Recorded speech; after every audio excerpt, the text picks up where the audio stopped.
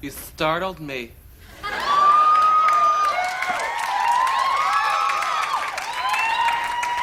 It's not every day that an audience sneaks up on me in the middle of a cemetery just as I'm about to deliver a humorous monologue. I was just visiting with a friend of mine who recently passed on to that great disco upstairs. His name was Charles Hammond. Not these organ people, these organ people. Charles was, now, how do I put this without spooking the horses? He was a leather slut. He was one of those faggots that made respectable gays so uncomfortable. Buddy, he'd say, the world's so full of crap, why bother wiping your ass?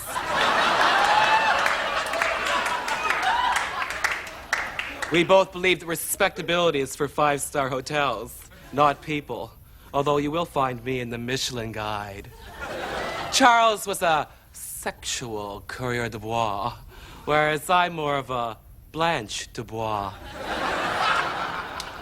He was very handy. He made all of his own S&M gear and even tapped his own rubber. All on a waiter's salary, which is nothing after taxes and drugs. He once made a cock ring out of aluminum foil from cigarette packs, for heaven's sake. Of course, it played havoc with his trick's fillings. And at night, when his antenna was up and there were no clouds, he could pick up radio stations as far away as Amarillo, Texas.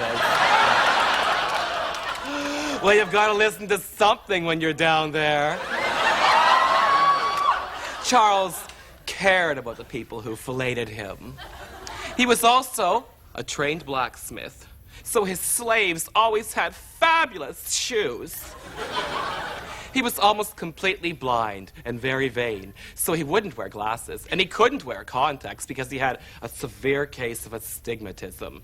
So when he went out cruising, he was flying blind, as it were. I don't think he ever recovered the night he dragged home his brother from a bar. His brother really should have said something. Near the end of his life, he became very religious.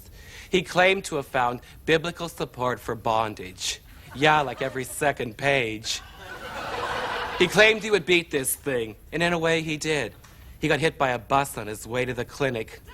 It took the emergency crew 2 hours to pry his mustache off the grill. This is it. Isn't it a beauty? What do you think? He left it to me in his will because I admired it so much. I would have preferred a cat, but a pet's a pet. Good night, sweet prince. Maybe it's better this way. I don't think you could handle what's going on. Get this. Fags are becoming respectable. Well, some of them are.